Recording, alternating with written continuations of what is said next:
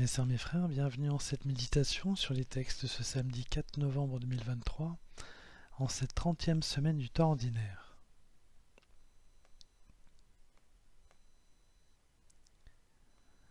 Dieu rassemblera tous les siens. La vocation de Dieu est de s'adresser à tous ses enfants. Il a fallu que Dieu élise Israël pour qu'Israël soit élevé. Et il a fallu que les nations païennes soient dans le péché et loin de Dieu pour que Dieu se manifeste et témoigne pour elles de tout son amour. Dieu n'a jamais oublié les nations,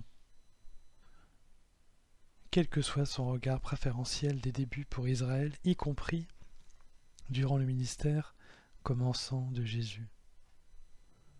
Jésus s'adresse ainsi prioritairement aux Juifs et espère toujours que les institutions juives vont le suivre, car elle a été éduquée ainsi par Joseph et Marie.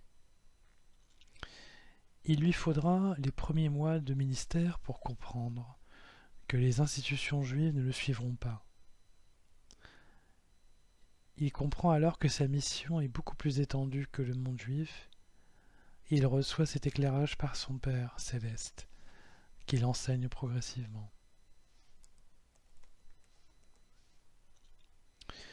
Mais Dieu ne va pas oublier Israël ni sa spécificité. Comme le dit le psalmiste, le Seigneur ne délaisse pas son peuple, il n'abandonne pas son domaine. La déconsidération du Messie par les institutions juives ont obligé Jésus à s'adresser à tous, à commencer par les Samaritains, qui sont regardés d'un œil de plus en plus bienveillant dans les évangiles au fur et à mesure de l'avancée de la chronologie du texte. Puis il s'adressera rapidement à tous, par-delà Israël, comme le dit l'apôtre Paul dans sa lettre aux Romains, lorsqu'il écrit « L'endurcissement d'une partie d'Israël s'est produit pour laisser à l'ensemble des nations le temps d'entrer. » Israël nous a permis ainsi d'entrer dans le plan de Dieu. Notre confusion provenait de notre péché grave, et il a fallu tout l'amour de Dieu et l'extrémité dramatique de notre situation pour que Dieu aille nous chercher tels que nous étions, jusqu'où nous étions. Dieu a ainsi pour vocation de s'adresser à tous ses enfants. Il s'adresse d'abord aux Juifs, car ils ont été choisis par lui, puis il s'adresse ensuite aussi aux païens, qu'il ne connaît pas par élection, mais qu'il connaît par amour. Il vient les sauver, comme le fait Jésus durant son ministère, en s'adressant aux pécheurs par amour. De la sorte, il les élève. C'est ce que dit Jésus dans l'évangile de ce jour, lorsqu'il dit « Mon ami, avance plus haut, et ce sera pour toi un honneur aux yeux de tous ceux qui seront à la table avec toi. En effet, quiconque s'élève sera abaissé, et qui s'abaisse sera élevé. »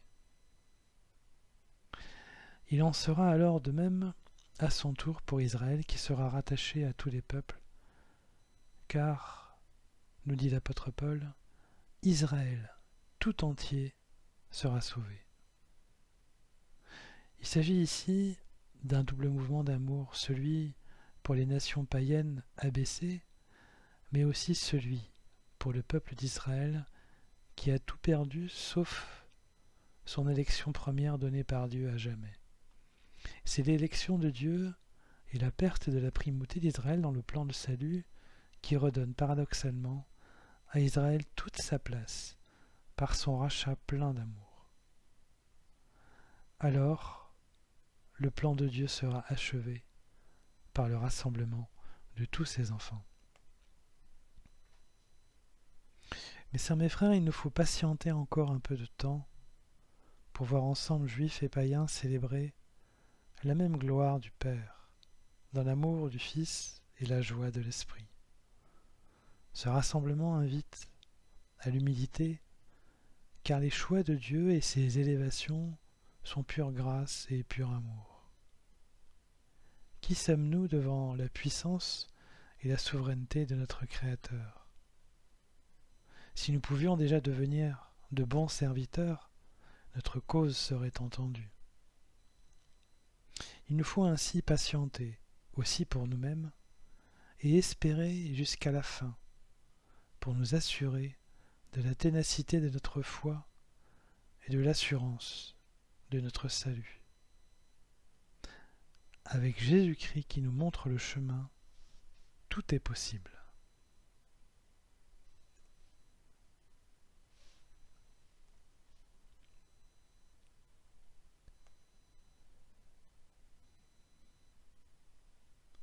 Mes sœurs, mes frères, après cette méditation sur les textes de ce jour, consacrés au rassemblement par Dieu de tous les siens, je nous invite à la prière.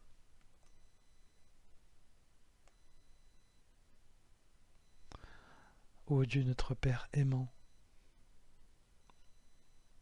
toi qui es notre Créateur, rends-nous fidèles, fais de nous de bons serviteurs, que nous sachions patienter jusqu'à la fin dans la fermeté de la foi que tu nous donneras pour vivre le rassemblement de tous tes enfants.